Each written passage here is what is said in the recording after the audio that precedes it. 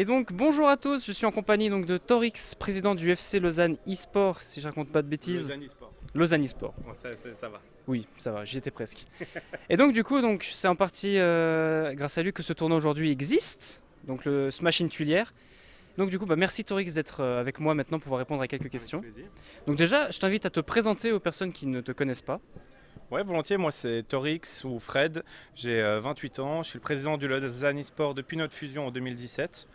Tu as dit qu'aujourd'hui, c'était en partie grâce à moi. C'est surtout en partie grâce à tout le monde, honnêtement. On est une grosse équipe derrière qui vont travailler dessus. Aujourd'hui, c'est pas par hasard s'il y a une 15-20 de staff qui font tourner l'événement. Et franchement, c'est plus un travail d'équipe. J'en tire les honneurs. Mais non, c'est vraiment un vrai travail d'association là derrière. Et aujourd'hui, on est plutôt fiers. Ouais, non, c'est vrai qu'il y a de quoi être fier, hein, l'organisation est nickel. Franchement, quand je vois l'installation des setups, etc., ça n'a pas été trop compliqué d'ailleurs de trouver tout ce matériel, tous ces écrans, peut-être toutes ces switches pour pouvoir, du coup, que le tournoi se déroule bien. On a de la chance d'avoir choisi Smash comme jeu. C'est une communauté qui est vraiment super agréable et qui amène la plupart du temps son propre matériel. C'est clair qu'amener un écran c'est en béton, donc on a pu trouver des compromis. On a offert certains billets d'entrée contre des écrans, on en a apporté nous-mêmes, on en a loué. Enfin, c'est un espèce de gros micmac pour assembler, amener plus de 40 postes jouables.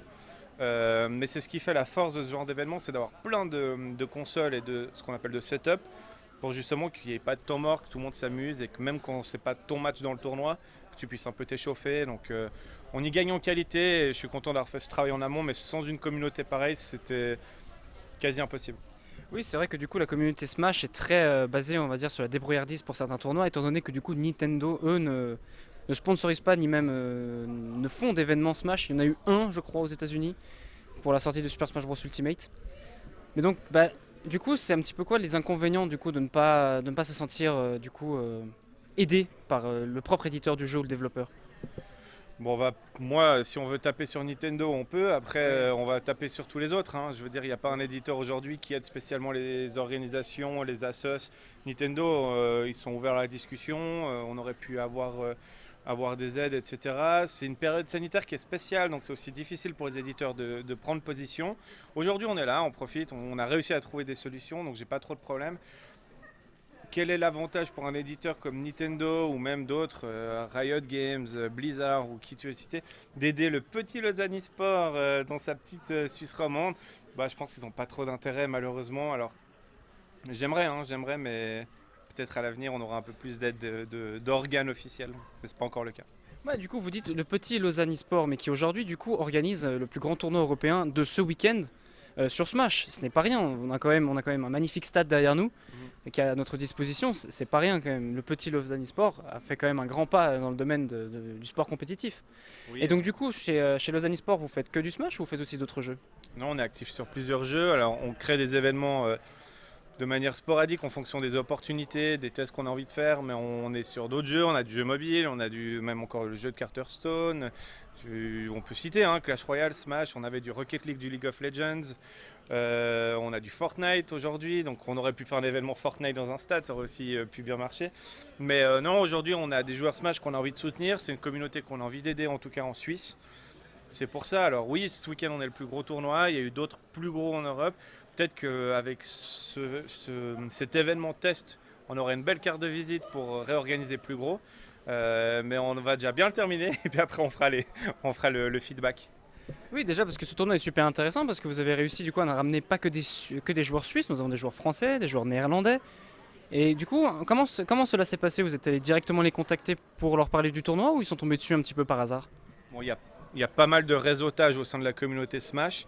Les joueurs parlent entre eux, ah tiens j'ai vu ça, puis on utilise tous la même plateforme qui s'appelle smash.gg, qui est un site web où tu as vraiment tous les événements dessus.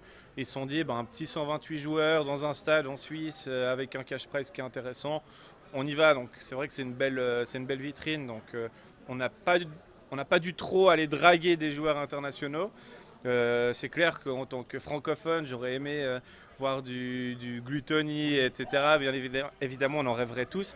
Pourquoi pas, avec cet événement référence, le réinviter dans d'autres conditions une autre fois. Mais peu importe l'événement, même sans internationaux, on aurait autant kiffé le faire avec des Suisses et me faire un joli événement. Oui, c'est vrai. Bah oui, donc du coup, vous dites que du coup ce tournoi est un petit peu une phase test pour un tournoi Smash. Mais si du coup le test est concluant, est-ce que du coup ça ouvrirait des tournois pour par exemple d'autres endroits en Suisse ou alors un plus gros tournoi l'année prochaine, c'est cela? Ouais, le vrai test, c'est le stade. Amener du jeu vidéo dans un tout nouveau stade, c'est un sacré challenge. Tout marche bien jusqu'à là, en tout cas à l'heure de cette interview, je suis plutôt content de l'événement. J'espère bien le terminer encore une fois. Pourquoi pas un plus gros? On n'est pas trop en quête de réaliser le plus gros événement, on préfère un truc de réaliser des choses qualitatives, même si on devait passer à 64 joueurs plutôt que 128, pour assurer encore plus de qualité, on le ferait. Mais là, non, c'est un super résultat et si un jour on fera plus gros, on le tentera, mais pour l'instant, on n'a pas encore ce plan-là. Et donc du coup, quels sont un petit peu les plans pour le futur du Lausanne eSport en général? Nous, l'objectif, c'est vraiment plus de se focaliser sur nos membres, sur nos capacités. On est aujourd'hui assez conscient sur notre force et surtout nos faiblesses.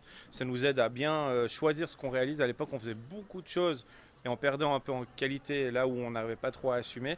Aujourd'hui, on a un peu on est un peu 2-3 pas en arrière et on sélectionne ce qu'on a envie de faire et on va où on est motivé. Donc là, on était super motivé de faire cet événement et franchement, après une journée comme ça, on sera motivé à réitérer l'expérience. Je sais pas quand, ni quoi, quand, comment, où, mais on le fera, c'est quasi sûr. Bah nous en tout cas c'est avec plaisir qu'on revient du coup si vous refaites un événement Smash ou alors un quelconque événement Avec par rapport avec l'eSport et le jeu vidéo. Du coup on peut vous retrouver donc sur internet, sur Twitter, sur Facebook aussi, il me semble avoir vu, Et Instagram. et Instagram. Et LinkedIn pour les professionnels qui nous regardent. On a tenté une page LinkedIn, mais c'est principalement Twitter et Instagram aujourd'hui nos réseaux sociaux. D'accord, donc bah, voilà, donc vous retrouvez donc du coup les liens directement en dessous de cette interview. Donc merci à toi Torix, Merci et à vous. puis bonne chance du coup pour la suite de l'organisation de ce tournoi. Avec grand plaisir. Donc là, au moment où on parle, la deuxième vague vient de commencer. C'est ça. On a un niveau qui est quand même vachement élevé. Je suis allé Ouais. regarder, il y a quand même du Ça niveau. fait peur. Hein. Il y a les top players, je pense notamment à Mescall. Il a eu quelques frayeurs, je l'ai interviewé tout à l'heure, il m'a dit qu'il a eu quelques frayeurs. Donc ça fait plaisir quand même de voir que les Suisses quand même ont un petit peu de niaque sur Smash. On a bon espoir, on verra. Si c'est un international qui remporte le tournoi, ça me va. Mais il faut savoir que les Suisses sont moins connus en France, etc. Donc c'est clair qu'ils arrivent contre des joueurs qui ont quand même un assez bon niveau, mais qui sont inconnus, donc ils savent pas à quoi s'attendre. Donc il y a la petite surprise, on verra. Réponse dans quelques heures.